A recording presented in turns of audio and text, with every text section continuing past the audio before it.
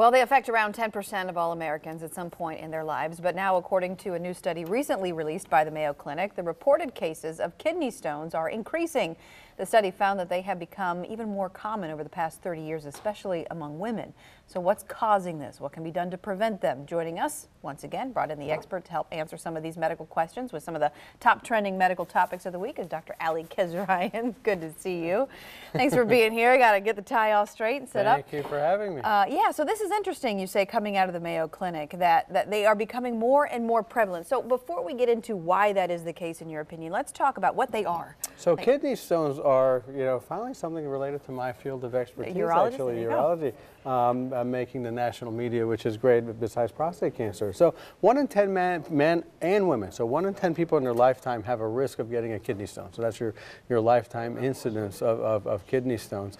The thing to be mindful of, what are kidney stones? So basically, the most common types of stones are calcium oxalate stones, more than 75%. So you have calcium and oxalate crystals that meet, they form a crystal, and if they get too big, they can block the drainage of your kidney. So the meat of the kidney makes urine, they dump it into this thing called the ureter that takes the urine to the bladder. If that stone gets down there and blocks things, it can potentially cause pain as that tube stretches. If you have ever met somebody who has ever had one of these things, they say they are extremely People say painful. that it's more painful than natural childbirth. That is what I have heard some people say that. That's okay. So what can be done to prevent them then? So what can we do? Absolutely. There are common things that you can do that are very simple without knowing the specifics of your stone composition or your metabolic workup that can be done to figure out what in your urine environment sets you up for stone formation. One is hydration. That's probably the most important thing, especially somewhere like Florida where it's hot. Yeah, that was going to be my first thing. When people say, I need to drink more water, no, you really do. They ward off kidney stones. Absolutely. We talk about that. Look at the color of your urine. If your urine looks like tea or apple juice, it's too concentrated. It's too dilute. So you want to dilute it more. It's not dilute enough. It's too, it needs more fluid to essentially keep the crystals from touching each other. So look at your color. You want it to be a clear yellow color from that standpoint. That's one. Good reference. Good to know. Good. Yeah, and you can Google this, actually. There are a lot of great little markers that go from very light yellow to very, very dark brown. And the other one is you want to decrease the amount of salt in your diet. Which is tough. For some people, yeah, it's very, very difficult. And if you kind of look at, things in cans, prepackaged foods, they're filled with salt. The other one is decreasing the amount of animal fat and animal protein in your diet because they can potentially lead to stone formation. And with stones, it's kind of like real estate. It's about size and location. So if you have a small stone that's high, it's unlikely to block anything if it's in the actual kidney portion of that drainage tube. So would you even know it's there, and would it even be a problem? You may not. So a stone that's 5 millimeters is something interesting to think about. If you have a stone that's bigger than 5 millimeters, you have a harder time passing it. If it's smaller than 5 millimeters, it's an easier time passing. And 5 millimeter stones, you have about a 50% chance of passing on your own with hydration and certain medicines that can relax you. Would you even know?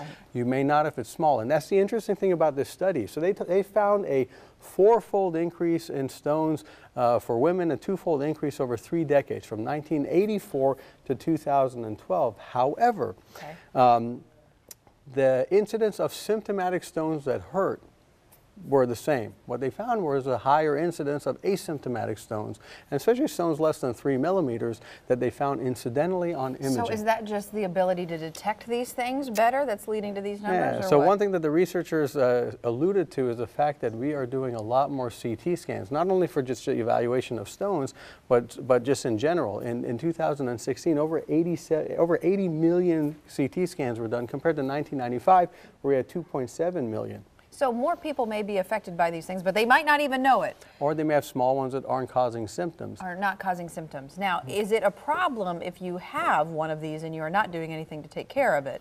I mean, once it gets to a certain point, you can't ignore it. So it's really an issue of size. So if the stone starts getting bigger, it can potentially And then you'll start having the warning symptoms, which are what would you...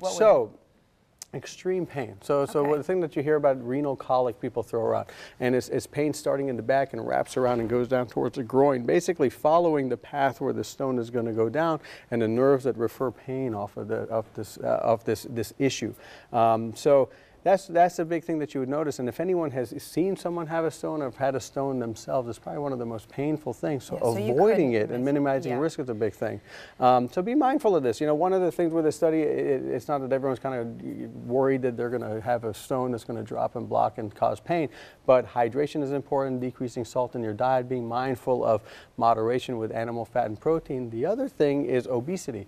So obesity has been shown to increase certain factors that could potentially cause stones, including the way that your body takes up more calcium and puts it more into the urine. So and both of those things can potentially increase your risk of stone formation. So it really goes back to what we say with a lot of medical conditions, right? It's eating right, it's exercising, and in this case, it's really making sure that you drink your water. Absolutely. Hydration is a very important thing. As a stone former, you want to urinate about 2 liters a day, so you want to make sure that you drink enough to do that. So you need to drink actually more than 2 liters, which is about a 2-liter bottle of Coke. But again, not caffeine, Coke. Not Coke. I mean, those things can also increase your risk of stone formation. So water is best. Right. Sometimes adding a little lemonade in there can potentially have it. Right. Okay. Before we finish up, I also want to you know, our hearts go out to the people in Parkland with everything that happened. Yes. We've just been talking about Stop the Bleed and going to bleedingcontrol.org. Make sure that you pay attention to this stuff, because I mean, it really wasn't a week ago that we were discussing these things. We did a radio show on the topic, and unfortunately we have such a tragedy that we have to deal with. So be mindful, and our hearts go out to the families, the children, and everyone in that community, because it's a heart-wrenching thing, and it's sad that we have to deal with this stuff. And hopefully smarter heads will prevail and will find their way to decrease these things. But what you can do yourself is bleedingcontrol.org. Learn how to stop the bleed, because if you're in that situation, we can save lives by not being a bystander, and you can be a lifesaver. All right, good deal. Sure. Appreciate you being here as always. You can get more information from Dr. Kasraeian, and I'm sure you'll be doing more on Stop the Bleed on your weekend radio show, which is on WOKV. It's every Saturday starting at 5 p.m. You can call in, ask whatever questions that you would like. You can also visit his website for more information, which is KasraeianUrology.com.